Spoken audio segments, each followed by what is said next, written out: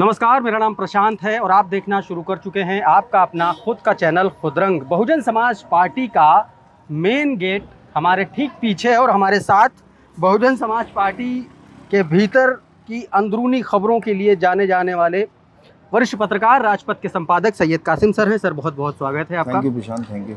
Sir, बैठक जो आज बुलाई बहन जी ने, उसको आप कैसे देखते हैं? क्या कुछ होने जा रहा है, क्या कुछ होगा? प्रशांत, ऐसा है कि ये मायावती ने अभी जो परिवर्तन किया बहुत ज़माने के बाद, भाईचारा कमेटियों को रिवाइव किया। मुस्लिम भाईचारा तो थी, पिछड़े वर्ग की जातियों की अलग अलग हुआ करती थी, यादव भाईचारा, कुर्मी भाईचारा, इस तरह से हर बिरादरी की अलग थी। अब उसको पिछड़ा वर्ग खाली कर दी, ओबीसी के भाईचारा में कमेटी का गठन हुआ है। कुछ लोग मंडल पे, कुछ ज़िले पे प्रभारी बनाए गए हैं। अब उन लोगों को बुलाकर कैडराइज करना, बसपा के बारे में बताना, बसपा की नीति के बारे में बताना। बसपा के बारे में अफवाहें बहुत होती हैं, नीचे बैठालती हैं मायावती, और उसके बाद मायावती से क्या तो जा भी नहीं पाओगे, घर में घुस भी नहीं पाओगे। तो वो लोग पिछड़े वर्ग के जो हैं, वो जब आज यहाँ आए हैं तो मायावती का जो स्वरूप रूप होता है वो बिल्कुल अलग होता है। मायावती बहुत मुस्कुरा के बात करती हैं, हंस के बात करती हैं कार्यकर्ताओं से। तो वो रूप उनका जो है, नया रूप लोग देखेंगे। जो उन्होंने सोचा हुआ है मायावती के बारे में, उससे इतर मायावती मिलेंगे उनको। तो अच्छा, एक बात मैं नहीं समझ पा रहा हूँ कि बहन जी का ये जो भाईचारा कमेटियाँ फिर से एक बार रिवाइव करने की कोशिश करें, लेकिन भाईचारा कमेटी भी कहा जा रहा है कुछ नए रूप में। वो क्या नया रूप?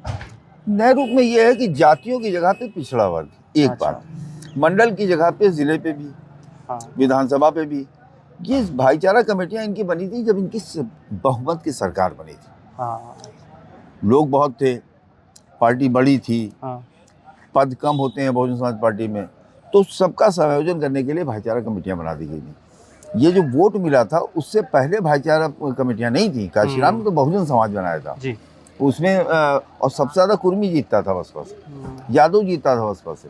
तो ऐसा नहीं है कि कोई भाईचारा कमेटियों से बड़ा परिवर्तन आ गया था, लेकिन अब इस समय ज़रूरत है। बहुजन समाज पार्टी का वोट क्राफ्ट इस तरह से गिरते गिरते यहाँ तक आ गया है।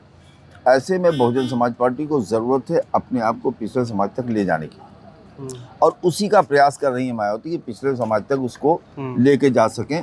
और उसी सिलसिले में ये बैठक बुलाई है। इस बैठक में मायावती आज इन लोगों को, जो पिछड़े वर्ग के लोग हैं, इनको एक तरह से कैडर देंगी, इनको बसपा का तरीका बताएंगी। और 2027 में बहुजन समाज पार्टी का एक और प्लान है जी। हो सकता है मायावती उसको अभी रिवील करें। कम से कम 200 सीटों पर प्रत्याशियों का चयन करके मुझे लगता है कि ये अप्रैल मई तक मायावती घोषणा करना शुरू कर देंगी। अच्छा जी, मतलब एक तरीके से आप देखिए तो ये वो प्लान है, ये वो मास्टर प्लान है जो भारतीय जनता पार्टी से भी कोसों आगे खड़ा होगा। ये बीएसपी पहले करती रही है। अच्छा, एक साल पहले ये प्रत्याशी घोषित करते रहे।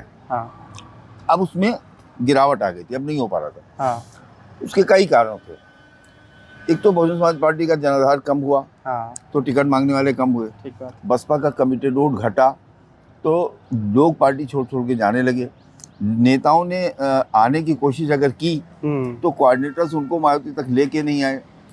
बसपा में शामिल होने की भी शर्तें बहुत थी, और वो शर्तें पूरी करते करते आदमी पार्टी में शामिल होने से पहले दूसरी पार्टी में चला जाता था। तो वो चीज़ जो इशारे मिल रहे हैं वो ये हैं कि आप किसी भी को भी शामिल होना है तो बहुत प्यार से बहुजन समाज पार्टी में शामिल हो सकता है। मायावती से उसकी मुलाकात हो सकती है, अपॉइंटमेंट हो सकता है, मिल सकता है। मतलब बहन जी की एक्सेसिबिलिटी बढ़ गई है उन नेताओं के लिए जो पिछड़े वर्ग के मजबूत नेता हैं, या मुस्लिम समाज के मजबूत नेता हैं, या सर्व समाज के मजबूत नेता हैं, अपने क्षेत्र में जाने पहचाने जाते हैं। उनके लिए आप ये मान सकते हैं कि मायावती के दरवाजे खुल चुके हैं। एक चीज़ और, ये तो कास्ट बेस्ड बात हो गई। इस बहन जी ख़ास तौर पर यूथ को उत्तर प्रदेश में बड़ा मौका दे रही हैं। अभी जो कुछ एक जिलाध्यक्षों को नियुक्त किया कुछ ज़िलों में उत्तर प्रदेश में, वहाँ पर यूथ का रिप्रेजेंटेशन बढ़ा हुआ नज़र आ रहा है। और जो फेरबदल हुए पिछले महीने की बात कर लें, या 2 मार्च की, इसी महीने के 2 मार्च में जो आकाश आनंद को हटाया और तमाम सारे बड़े फेरबदल किए, तो क्या ये जो संकेत हैं ये 2027 में नई बसपा के संकेत देखे जाएँ? नहीं, मैं समझता हूँ कि बसपा को जो जानते हैं वो जानते हैं कि अब नई बसपा नहीं, पुरानी बसपा है। बहुजन समाज पार्टी बनी ही युवाओं से थी। बहुजन समाज पार्टी जब कैबिनेट आप देखिए बसपा की जो थी जी, उसमें मतलब 80% जो कैबिनेट में लोग थे, इंक्लूडिंग मायावती, सब 45 के अंदर के लोग थे। तो बसपा तो पहले की ही बसपा थी, लेकिन बसपा में नई भर्ती हुई नहीं। पुराने लोग बूढ़े होते गए, पार्टी छोड़ते गए। इसकी भरपाई करने के लिए पुनः पुरानी बसपा को रिवाइव करके अब ये कह सकते हैं कि पुरानी बोतल में नई शराब। पुरानी बोतल में नई शराब। अभी मैं अंदर था तो तमाम सारे भले ही वो व्यंग था या कह लीजिए एक उनकी अपील थी, उन्होंने हमसे ये कहा कि भैया आगे वालों का ही फ़ोटो खींचोगे, पीछे वालों पे भी ध्यान दे लो। ये जो मैसेज है, ये जो दर्द है कैडर का, कि जो लोग मतलब सालों साल से काम करते चले आ रहे हैं और उनको आगे बढ़ने का मौका नहीं मिल रहा है। 27 में क्या लगता है, क्या उनको लेकर के कोई अलग रणनीति बनेगी क्या बहुजन समाज पार्टी की? देखिए, ऐसा है कि असली लोग वही हैं जो पीछे बैठे हैं। हाँ। बल्कि यूँ समझ लिए कि आगे और पीछे के लोगों में कोई फर्क नहीं पद में। आगे वाला 3 मंडल का कोऑर्डिनेटर है, तो पीछे बैठा हुआ आदमी भी 3 मंडल का कोऑर्डिनेटर है। आगे और पीछे उम्र के हिसाब से बैठ सकता है, सीनियरिटी के हिसाब से बैठ सकता है। जैसे इस बार आपने एक चीज देखी, हम बाहर खड़े हुए हैं, कोई होर्डिंग किसी के नाम की नहीं लगी हुई। हाँ। हम अंदर गए, वो 3 कुर्सियां आज नहीं रखी हुई थी, कारण जो रखी होती थी, जिसमें सतीश चंद्र मिश्रा, विश्वनाथ पाल।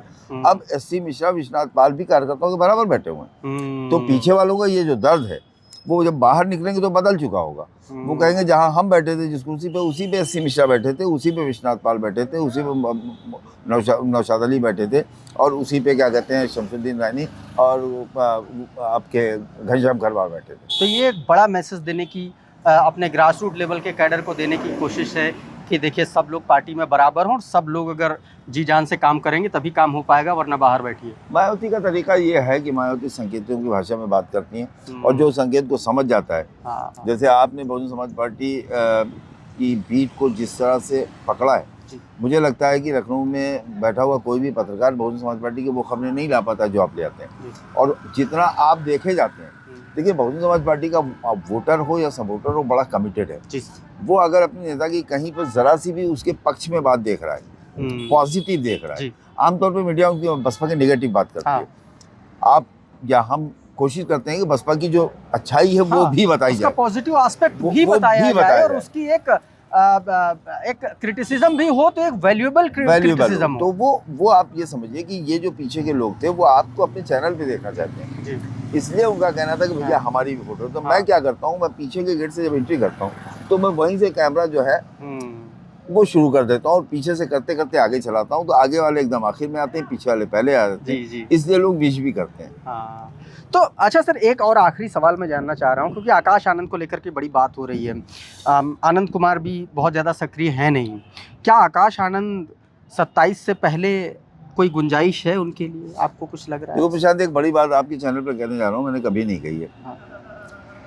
बड़े लोग बड़ी बातें होती हैं, और किसी भी पॉलिटिकल पार्टी में इस लेवल पे जहाँ मायावती हैं, उसके बारे में कुछ सोचना या उनके बारे में, उनके फैसलों के बारे में टिप्पणी करना सूरज को दिया दिखाने जैसा है। आपको मैं थोड़ा सा पीछे ले जाऊंगा। अखिलेश यादव ने मुलायम सिंह से माइक तक छीन लिया। मुलायम सिंह को उनके राष्ट्रीय अध्यक्ष के पद से हटा दिया। आशु मलिक और मौलाना जावेद आब्दी को मंच पे पीटा गया, बनियान फट गई। ठीक बात है, स्क्रिप्टेड था, स्क्रिप्टेड था। मुलायम सिंह के रहते ये हो नहीं सकता था, लेकिन मुलायम सिंह अगर घोषित कर देते तो आप ये समझ सकते हैं कि मुलायम सिंह अगर इनकी घोषणा कर देते तो शिवपाल यादव, राम गोपाल यादव, पुराने नेता, आजम खां और ये तमाम लोग ये कहते हैं नेताजी को बनाया हमने, दे दिया बेटे को। अब क्या करें, बेटे ने छीन लिया। उसी तरह हम आकाश आनंद के भी मामले को देखते हैं। मुझे तो सब स्क्रिप्टेड लगता है। मुझे नहीं लगता है कि उन्होंने निकाल दिया, भगा दिया, ठुकरा दिया। मैं समझता हूँ कि ये स्क्रिप्टेड है, क्योंकि बड़े नेताओं के बड़े मामला स्क्रिप्टेड होते हैं। आपने आजम खान का जिक्र किया, और आजम खान को लेकर के बहुत चर्चा है इस वक्त उत्तर प्रदेश में, और उसको चंद्रशेखर से भी जोड़ा जा रहा है। देखिए, आजम खान ही नहीं, अब्बास अंसारी की रिहाई हो गई, आजम खान की बीवी छूट गई, अब्दुल्ला छूट गए, समझ गए, अब्दुल्ला छूट गए। अब्दुल्ला के अलावा आप देखिए तो आजम की जमानतें होती चली जा रही हैं, आजम भी बाहर आने वाले हैं।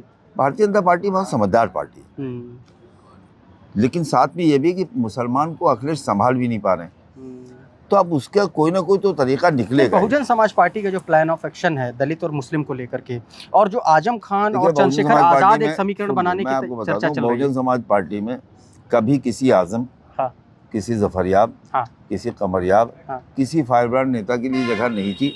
नाज है।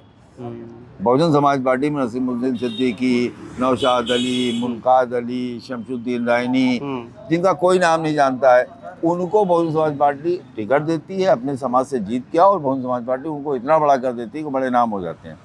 बहुजन समाज पार्टी में न बर्क के लिए जगह है, न मुनव्वर हसन के लिए जगह थी। हालांकि ये सब बार बसपा में रह चुके हैं। आजम के अलावा आमिर आलम खां बसपा में रह चुके, बर्क बसपा से लड़ चुके, जीत चुके।